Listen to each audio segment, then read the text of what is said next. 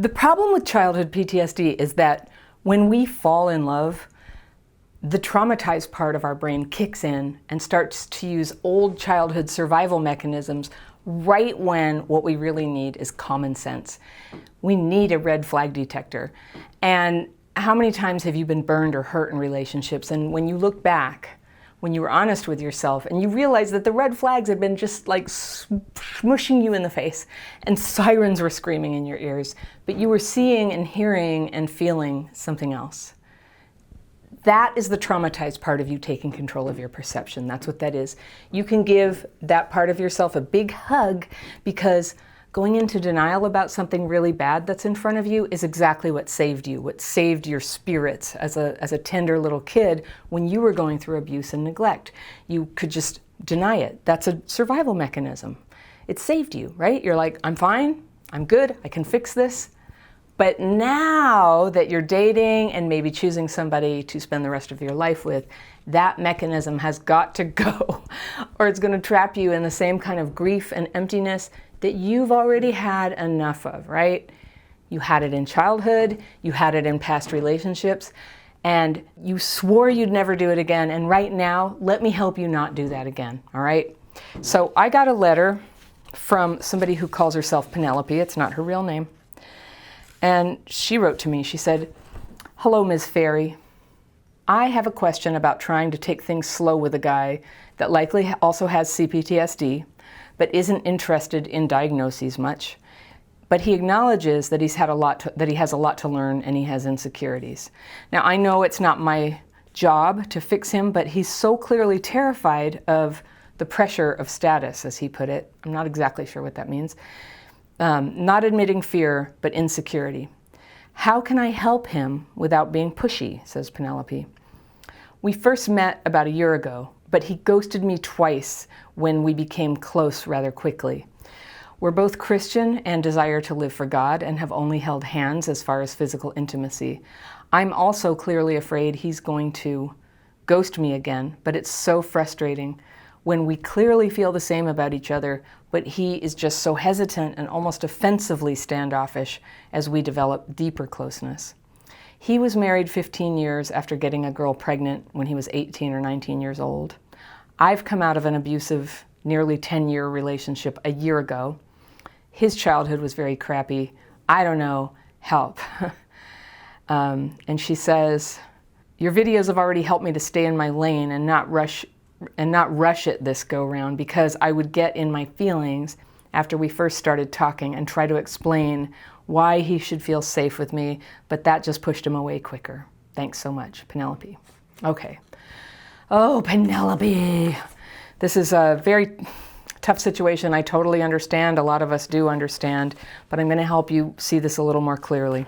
So let me just describe for you what you told me about what's going on here, all right? What he is doing, what you told me he's doing, is he's insecure, he's terrified, he does not want the pressure of status, he ghosted you twice. I'm just listing everything that you say. He's Christian, he wants to live for God, he's only held hands with you. You're afraid, well, that's part of your fear, but you think he might ghost you again.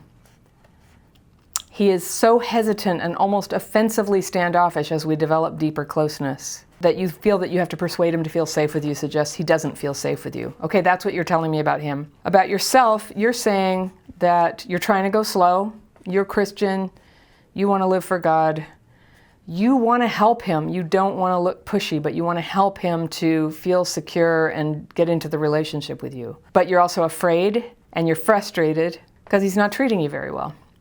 And you came out of an abusive relationship just a year ago, and I just noticed in your letter that a year ago is when you got together with this guy, and that you've been trying to persuade him to feel safe with you. Okay, so here's this is a tough love one. It's a tough love Ask the Fairy here.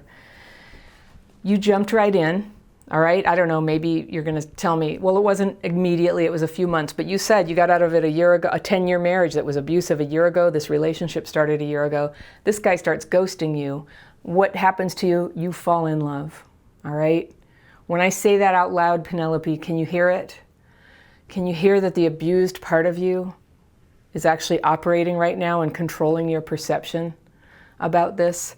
What you're describing is that you get strong feelings for somebody, you grow closer, and he keeps ghosting you, and he's offensively standoffish and hesitant. You're talking about trauma bonding. That's what you're describing. When you've fallen in love with somebody and they ghost you and then they come back and you think that you're growing closer, that's trauma bonding.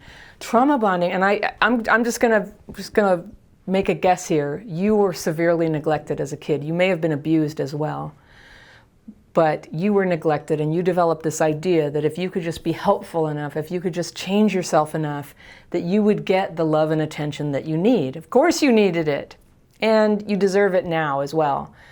But Penelope, you're not getting it. When a guy makes you feel scared all the time and frustrated and he's hesitant, I think, yeah, he sounds at best like an avoidant personality, all right? And you guys might just have this very common relationship pattern with an avoidant person and an insecure attached person, where you're always like kind of running around trying to spackle things up and make it work, and he's pulling back. And there is a way those relationships can work, but they cannot work when you're running around after him, believing that what's missing is your help. Now, when you said, how can I help him without being pushy? I'm going to reinterpret that and say, how can I push him and make it look like I'm just being helpful? But pushing is pushing your will on somebody. And not only is it wrong, it's wrong spiritually, it's to pressure somebody to be in a relationship, but it just doesn't work. And it especially doesn't work in man-woman dynamics. If there is something in this relationship, here's how you can give it a chance. You can back off, all right? You can make some space in this relationship.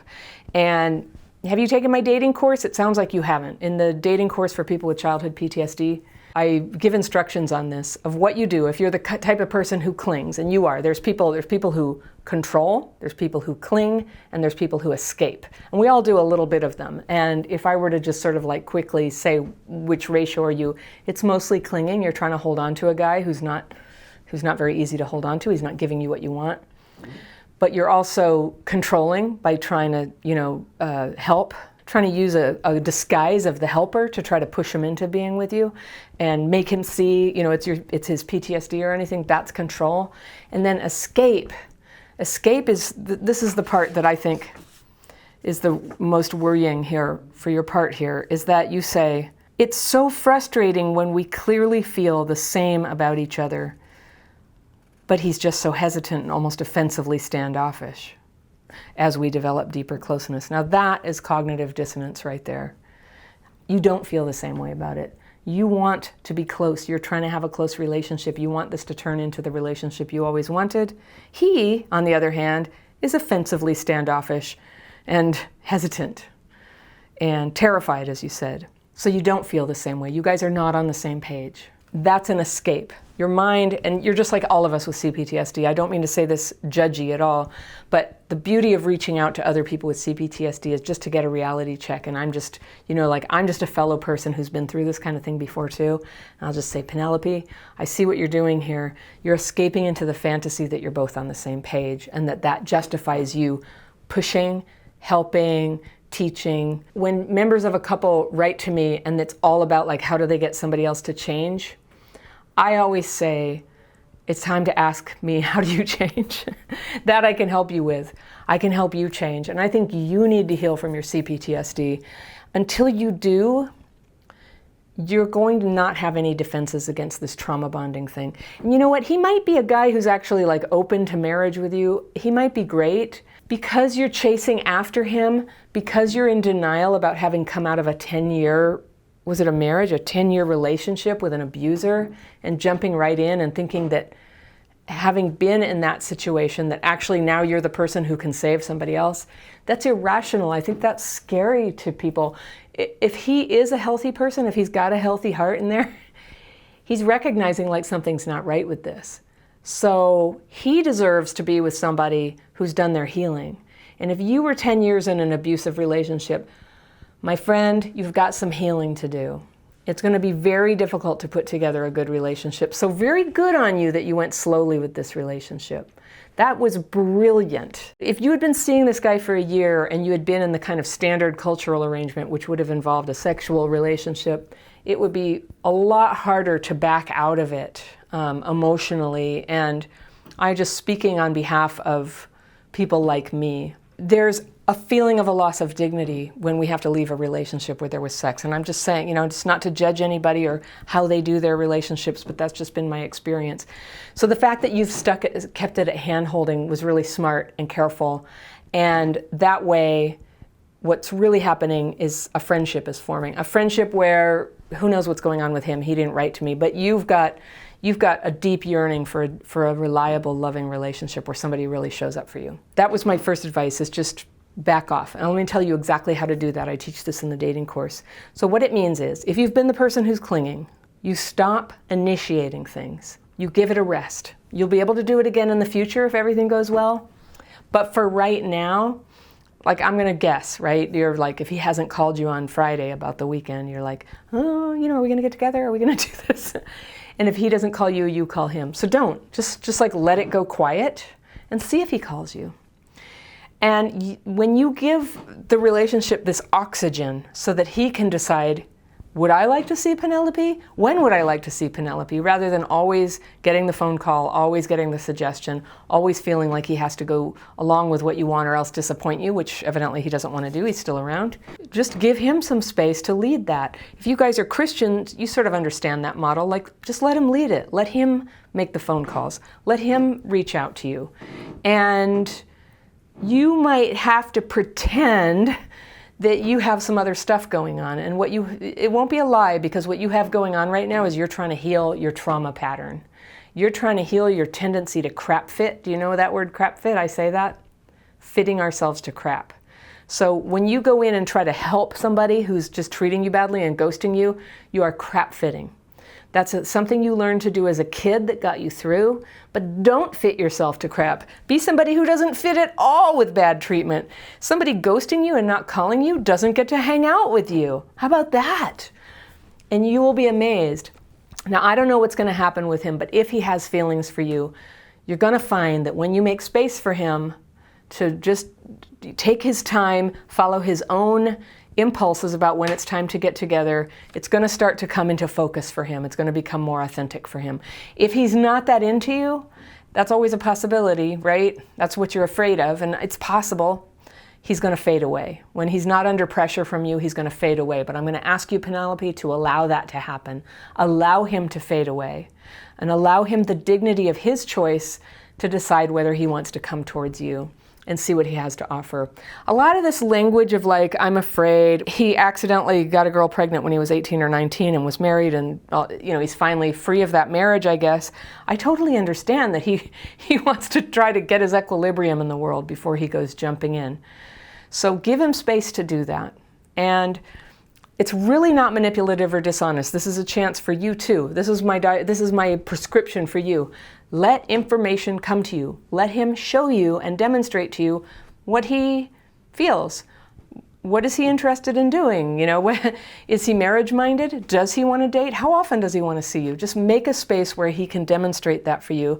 And if you need to, think of a visual of you just sitting in a throne, very awake and witnessing and paying attention about who approaches. And meanwhile, other people are going to be coming and going in your life, and probably you work, and I don't know. I don't have a lot of details about your life. Sitting on a throne as a very special person, and people are demonstrating to you who they are, because in the past, they were no damn good, okay? Somebody's got to come in with discernment, and it's going to have to be you. So you're going to bring into your consciousness that discernment to be aware of who is approaching and what have they got for you. What are their intentions? What are their feelings for you? All right, it's a huge shift from where you are trying to help and pursue and feeling frustrated and fantasizing that, how could he be so difficult when you're really exactly the same? You're not, that's all, and that's fine. You could have a good marriage for 50 years and you're never exactly on the same page. It's okay. It's okay. Now, second, I want to tell you what it looks like when a guy is serious about you, when he does want a relationship with you. And this is what you want to wait for. You want to try to measure opening your heart. I could tell from your letter, you want the right one. You're looking for the one where you can settle down and have a happy relationship. All right. So here are some characteristics that a man will show you, and this is true for women too, I think. They make it quite clear that they like you. They call you and text you regularly. They don't leave you in doubt about whether they like you because they don't want you to leave. They want you to be happy. They take actions that they believe will give you comfort, delight, peace, things like not leaving you hanging about where they are or when they're going to call. They don't want you to feel that way. They show up for you. They have dinner with you. I always say one indicator of whether somebody is your boyfriend is when it's your birthday, do they go ahead and make something nice happen for you on your birthday, and are they with you on that day? Or are you running around trying to put something together, right? So that's an indicator. And they will also tell you things like, I love you. They will tell you, I want to be with you. They will tell you, okay, I'll meet your family. I don't think you have to wait for somebody who's like, I really want to meet your family, especially from the family some of us come from. But they're open to that. They want to be in your life. They want to be included, and they let you know. Those are the signs you're looking for. Another sign to look for is when you're with this person, do you find yourself stepping up? Are you playing a better role in your life? Are you becoming a slightly better version of yourself than you used to be because of them? Or are you getting dragged down? Now this is a real sign. This is a legitimate sign. Is this person causing you to rise up? They don't necessarily actively rise up, but I'll tell you with my husband, and he was kind of slow to come around. But one thing I noticed is that when we were dating, a lot of elements of my life, the way I was parenting, the way I was doing my work, even the way I dressed, I started to take an interest in changing the way I communicated. Like I just found myself taking some steps up. I was becoming a better person, as if some force was just coming and helping me along with it. It wasn't just to impress him. Of course I wanted him to be impressed, but that's a sign that somebody is a good spouse for you, is that they cause you to rise up to a higher level.